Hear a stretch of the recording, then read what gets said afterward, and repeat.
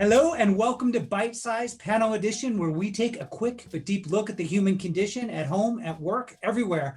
I'm your host, show creator, animator, and MAPS business coach, Peter K. Weiner. And today we have a panel of two joining us who are here to discuss today's topic, which I will reveal shortly. Welcome Henry Cross, business owner, musician, and audiophile. The man could produce records all day with the equipment he has in his home studio. And let's also welcome for the first time business owner and business coach, MJ Coleman, to today's Bite Size panel. Welcome. Thanks, Peter. In a few sentences, can you tell us what you do? You first, MJ. Ladies first. Oh, thank you so Oh, wow, much. look at that. So I am a head coach with MAPS Business Coaching. And what I do is I help business owners and budding entrepreneurs work their businesses, find their weaknesses, and help them reach their goals. Wow, well said. Great elevator speech. Thanks. And Henry, tell us a little bit about yourself, what you do for a living, a little bit about your background. Well, for a living, I own a company called Cross Museum Services, and we basically put up art installations in all the museums in DC. So that's a nutshell. And my background is music, and I did. It's the day job that took off is what it is. The Cross Museum Services. The next thing you know, we have all the major clients in DC, which is great. I mean, we're in a good place. Yeah, and I've known Henry for many years, and it's amazing. It's exactly what he said. It went from a day job to a thriving business, and he's doing incredibly well with it, and is really comfortable in it. I don't think I've met too many entrepreneurs that are as at ease with what they do and with their business as Henry is. So it's really nice to see that. All right, so today's snippet is entitled Emotional Intelligence, and in it we'll explore how to reframe our interpretation and therefore our reaction to a potentially volatile work situation. Let's take a look at this clip and see what happens.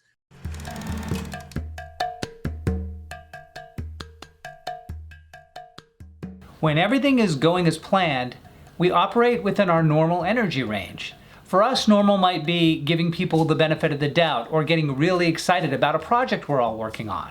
But when something stresses us out, our energy changes, and usually not for the better. When we become stressed, the hormones cortisol and adrenaline are released into our system. These are fight or flight hormones designed to protect us from danger. But unless a lion just walked into your room, these hormones no longer serve you. In fact, they tend to run you down, which can take its toll on your long-term health. So although it might just be a demanding boss walking into the room, your body still thinks it's a lion. The best way to handle this sudden shift in energy is to diffuse the stress by staying in it for the shortest possible time. Oh, is that all? Part of the process is being able to identify the source of the stress. Let's see. I was feeling okay until the CEO walked in and demanded that my team deliver the report a week early. Now I feel as if my job's on the line. All right, there's a good place to start. So when you notice that your energy is turned to fear or anger, that's when you need to step back and think instead of react. This is called emotional intelligence. What thoughts created that emotion? When the boss demanded my team submit the report a week early, my first thought was, I can't. Impossible. I'm not capable. My team's not ready. This prompted fear. Then I thought, how dare she? We had an agreement. She's a bad CEO. I could run the company much better. These thoughts prompted anger. Now what type of thinking would be less stressful? Perhaps something like, I wonder what's behind that. Did something happen that I should know about? Perhaps I should find out why she needs that report so soon. Maybe I can help her find a more realistic solution. Change your thinking and you change your energy. Remember, you're the one who rallies the team and gives people the benefit of the doubt, which is why your boss hired you in the first place. Set up a meeting and calmly ask her how she expects you and your team to deliver under the new circumstances. Approach with an open and curious mind.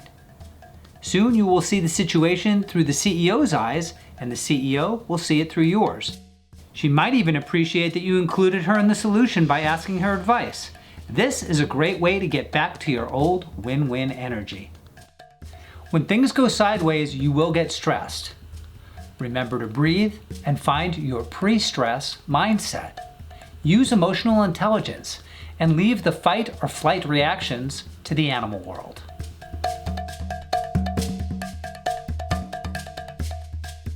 I had no idea I would have animations of Henry and MJ in this. It just worked out. I was thinking that. All right, so let's open it up and dive a little deeper into this. I realize the specific situation of being an executive employee dealing with a CEO doesn't directly apply to either of you, but what is your key takeaway within the parameters of your world? Well, why don't we start with Henry? So it's diffusing the stress before it gains momentum. And that's, again, like you said in the film, a lot easier said than done. And it takes experience and time. And the first thing, like you said, is recognition of what's going on outside of the actual emotion. Right. And again, it sounds easy, but this is things like you have like 20 or 30 situations, and then you have time to reflect and say, you know, I could have not engaged, disengaged, took 10 minutes, etc. But, you know, as you grow wiser and older, you say, oh, okay, I don't have to blow up because it is not a lion in the room, like you said. And that there's no way to, I'm wondering if there's a way to teach that, or just you just have to go through it and experience. Yeah, and that raises a great point that through wisdom and experience, you know, you just kind of innately come to that conclusion that, you know, you just look back, you know, because, you know, we've all been around a while, and we reflect on what has and hasn't worked. And I know, you know, Henry, you have a pretty calm demeanor, but I know you don't always feel calm inside. No, there's a raging fire all the time. Right. So I've heard you say, but I know that, you know, that there must be a process inside of you when you can actually step back and say, all right, I'm not going to react. How do you prepare yourself for that process of not being reactive? Good question, Peter. So you prepare yourself as much as possible. And what I've done, and I'm fortunate in this, and I don't know if some of your people in office situations, is I've gravitated towards people and situations that will not cause me stress, or I mean, it's like birds of a feather thing. Right. And I mean, it's unavoidable. There's always a stressful situation, and sometimes we're out of control. But I just I really try to evolve my relationships to a circle of people or a circle of business associates that will not flip out or be abrasive or disrespectful. And I mean, everyone's not lucky enough to do that, but I'm lucky enough to have that where I can walk away and say, well, you know, this is not worth it. It doesn't seem to be working out. Good luck. Right. That's true. You can control your external environment, especially, you know, as a business owner, you can decide who you hire and who you continue to work with. Right. And there's this thing where we deal with it a little bit. A client will hire you and then start to be abusive or strange. And there's this like understanding, you need my money, you're desperate, you'll put up with this. And it's just this, you know, master servant thing kind of thing. Like, aren't you lucky that I'm paying you? So just pick it up and shut up. And I never have to deal with that. I'm like, no, we don't know. And then another thing is like, please try the other people, because sometimes we compete and we're proud of our thing and the way we come across. So we have the luxury of being able to walk away from situations, and that's the independent entrepreneur thing. So. Yeah, no, that's great. MJ, I pose the same question to you in your business, in your dealings. How has this come up for you, and what did you notice in particular watching this video? So I thought of two different ways that I'll be able to use this knowledge when I'm working with my clients. You know, the first is owning a business can be very stressful. Being the boss can be very stressful. And what I really liked was identifying the source of that stress. Somebody told me this just this week. They said this great quote. They said, if you don't love what you do, you're missing a system. And so really being able to identify the source of their stress and figuring out what system is missing is going to be a tremendous tool for me to use. So I appreciate this new knowledge. Yeah. The other thing is they're the boss, right? And so it's very important for us to use our emotional intelligence to see how we affect others. And so when we have situations where our coaches or we're coaching business owners who say things like, they just don't listen to me. They don't get it. They're not doing what I want them to do. Then we realize that that there's a situation here that is two-sided and both sides need to be examined. Those were really, really good examples. And can you think of a time when emotional intelligence really played a role, maybe with a client or maybe an advice that you gave a client, MJ? Oh, yes, absolutely. So in the business that I owned in the past, there was a lot riding on every deal. And we would often be faced with issues between either employees or between employees and maybe a client that felt like we didn't meet their expectations. And so what I really felt myself doing was entering the situation with curiosity. Not going in with a preconceived notion or my own opinions, but entering with curiosity so that I could openly hear both sides, and then everybody could hear each other's sides, and then we could work together for a resolution. So really being aware of the emotion. Yeah, absolutely. Yeah, and that really goes hand in hand with what we saw today. So Henry, can you think of a situation where you've diffused a potentially bad work situation or an area where maybe your confidence was rattled a little bit with a client?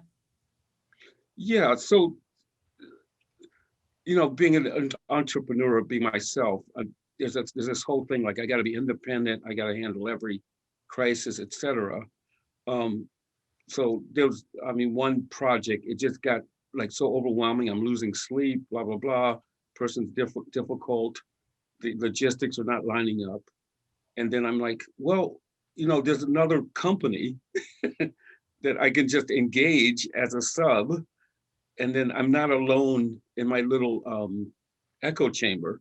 I can't explain it. It's like air out of a bad balloon. And they yeah, I'm looking at it this way. Yeah, we'll handle that. And luckily it's someone I've known for a long time. And we're kind of competitors, but sometimes we team up. And it just made everything better. Even just having another sounding board. And then this all like inspired me to say, I need managers because I'm too fragile a flower for some of this stress. So that's kind of where I am. It was like this was like a couple years ago, and I started, I guess, elevating or cultivating a couple of people who work for me.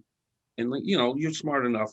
You can do what I'm doing, but let's talk a deal, and let's approach each project as a project and figure out how each of us are going to benefit.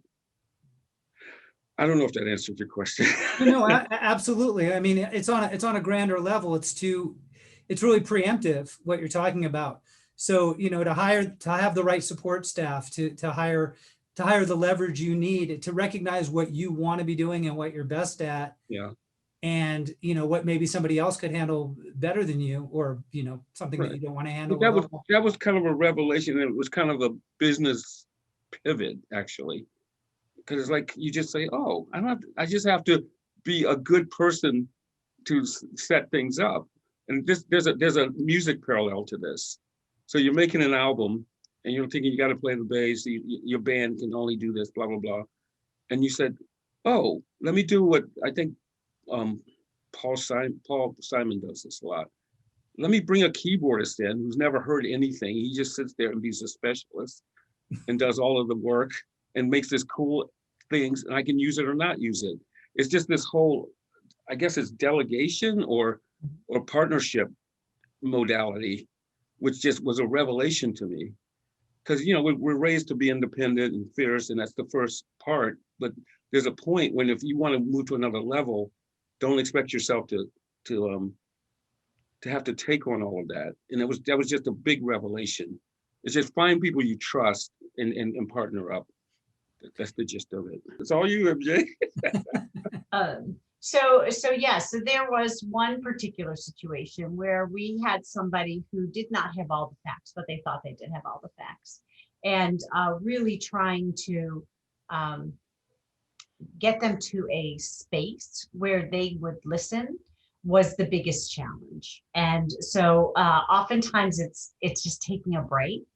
And so actually it's something as simple as, before we get started, can I just get you a glass of water or a cup of coffee?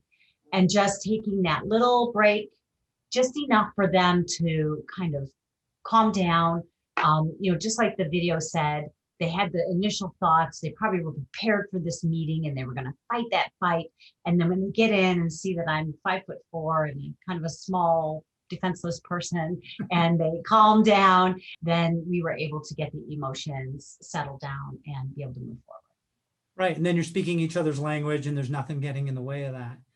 Can you recall a time when your emotions made a situation worse? And when that happened, how did you end up handling that? Well, in business, sometimes we have to fail forward. And even though I pride myself on being very aware of the people around me and the effect that I have on them, there was a time in my life when all three of my daughters were teenagers. And there was a lot of emotion in my home. And, we were constantly managing conflict, emotion, hormones. And I was in a situation at work with a female employee who was exhibiting a lot of the same kind of outward bursts. And instead of taking a deep breath, counting to 10, handling it well, I kind of spurted out something that I would have been likely to use at home with my teenagers, and that was not well received. So I would have to say that in that circumstance, I failed forward. And it cost me my employee. She left. And so I still regret that. That has to be about 10 years ago. And it was one of those situations that really forced me to take a good look at how I allow other people's emotions to affect me and to never make a mistake like that again. Yeah. And that's, thank you for your honesty there. So now when you find yourself in a situation that's kind of recognizable or reminiscent of that, what's the thought or the epiphany inside you where you go, oh, I need to step in their shoes for a second. Check myself. Yeah. What is that process? Yeah. I can't control my first thought. I can't control my first thought, but I can always control my next thought. And so what really runs through my mind is stop, relax, listen, don't speak yet. Now speak when you're ready. That's literally going through my head the whole time, that process. I'm like, whoa, I'm going to stop. I'm going to let the second thought come in. I'm still not going to say anything. And then I'm going to say, okay, I think I know how I can help you. Yeah. And that's a good approach. It's just taking the pause and allowing your emotions to catch up to your thoughts. Yeah. Yeah. That makes a lot of sense. Well said. Thank you for summarizing that for me. So Henry, I ask you the same question. Can you recall a time when your emotions kind of made a situation worse? And you made some choices based on those? I guess I used to have a pretty bad partner. And that's a long story, but there was a point where We got time. No. we got time. Who was it? Who was it? What's his name? What's his phone number? Email. Oh, it's a guy. We know it's Let's a guy. call him up. So he's negotiating to not be my partner anymore, and there's this great person trying to buy him out, but he's playing hardball, and this guy is going to save his ass. Basically, he's in debt. It's a long story, and he's like playing hardball, and we're having dinner and we're negotiating, and I just blurt out, "Hell, I'll take the deal," just to get out of this terrible situation. And it was just like a showstopper. And the guy said, "You guys are all both crazy," and he kind of backs out of the negotiation. It was just, I can't explain how exasperating it was getting. And I'm like thinking, like, I want out. Anyway. Yeah, we are only human, right? Yeah, it was a moment of airing your dirty laundry to the person you were trying to negotiate with. Right. It was MJ's thing. It was my first thought, and I should have just But it was true. It's like, if you're not going to take this, I'm going to take it. And I just kind of blurted it out, and it sent the whole deal south. So have you found yourself in a situation where you're kind of hitting that emotional spot, and now through your wisdom, through your experience with that, kind of know how to navigate it, how to back out of it, and handle it in the right way? Well, we're back to experience and age. I have reference points, and I've been successful, and I've made mistakes and whatever, and learned from them. I can use that version of myself and say, come on, dude, you got emotional clout. You've been through worse. And look how it's turned out. Stressful situations, etc. You've been a stressed out clown and whatever, and you got through it. Let's try it without being a stressed out clown. Right. I can't explain it any clearer. Let's try it. That makes sense, but that's the end result. But what is the process? Because you start heading for that stress. What is your process for kind of changing your thought on it? Because you did mention that you can change some external things, like you can decide not to work with someone. Right. But in your business, in any business, there's a point of no return. There's a point where you're in so far, and the person decides to be a problem at the end for whatever reason, and you're forced to deal with it. What is your process when that happens? It's just me or MJ. That's still to you, Henry, because Oh, I'm still in your story. oh my God. This crazy lady I'm installing in her apartment, she's insane. Long story, she's very insane. And it's just mission creep. She's crazy. And to get through it, I have this shining city on the hill of a beautiful pint of beer and some mussels. And it's pulling me along. I'm like, I'm gonna get through this. I'm going to reward myself. So that's an example. Yeah, well, that's great. You have a vacation escape in your mind. Well, that's it. It's your happy place. Yeah. Yeah. No, that's an excellent. Keep your eye on the prize, they say, right? Keep your eye on the prize. Well, the shining city on the hill was this. Anyway, I've struggled through that. I mean, I've worked through tough situations with that. Well, like sort of what MJ said, it's not your first thought. Don't engage your first thought and your first reaction. And it's like pushing a clutch. It's like, okay, I know what this thing is. It isn't rational. It's a little dangerous in some situations, but I need to disengage. And none of this is easy, but it gets easier over time. Right. And you think this is not worth it. And again, you have that ballast, I call it, of you've already gone through this as a crazy maniac, and somehow you've come out on top. So you may as well just like separate. And that's kind of my thing. You get better at sensing when things are gonna go south or strange. Right. Especially emotional, because you get to know people better, how people work. Right. And you get to know yourself better.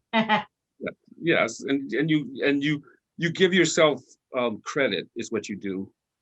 I know, because growing anything or getting better, half of it is driving yourself. So Henry, is there ever a time where as a team you deal with diffusing kind of stressful situations? Well, sometimes we get a difficult client, and difficult means they have outrageous requests, or they try to take advantage of our whole estimating process, where we're informing their design. So we're basically turning into consultants, and they keep asking, can we have another aspect of that, another aspect of that? So we have this process we go through, and we call it 4 stages of outrage. And first we're like, we bitch and moan on the phone a bit, and then we say, okay, ready? Okay, yes. So we're grateful we have this opportunity. we get it off our chest, right? And then with each other, right? Yeah, and then we know this, and then to the client, I said, sure, no problem. And you brought up an incredible point when you use the word grateful, that it is virtually impossible to be upset and grateful at the same time. And that's an amazing observation and tool to use when you are starting to feel that way, that if you can remember to be grateful, it totally changes your mindset and your emotion. That's an excellent point. That is a great point. So I appreciate that. One final question. I'll pose it to MJ. What came up for you in the video that you did not expect? I did not expect kind of the science behind it, you know, and understanding our brains and how they work, and that fight or flight, and how that can come into even everyday situations, and how it can wear you down. That really was a surprise to me, and I can see it now in people around me and in myself. Great answer. Henry, anything come up in the video that you didn't expect? I didn't expect such a smooth reconciliation at the end. Because I got to imagine there's some emotional baggage. Right. But it'll be good for both of them to move past. Yeah, and it is a cartoon. It's, you know, Yeah, right. It's the sitcom, yeah, you know. it's a sketch of reality. But you've worked in offices. It's like ancient and stuff. And all of a sudden, hey, good job. Thank you. It's a way that will benefit both of us. But there are We'll work together. but even through those circumstances, there are paths there. So Yeah. yeah. So yeah, funny, I like that criticism. It's too happy. Thank you, Henry and MJ, for being on our panel today. If you like what you saw, don't forget to like, comment, and most importantly, subscribe to this channel. Please join us next week when we will be looking at how to jumpstart your day. We will see you then. Thank you guys so much for being here. I'd love to have both of you back again. I hope it was a good experience for you. It was great. It was Peter. great. Thank you.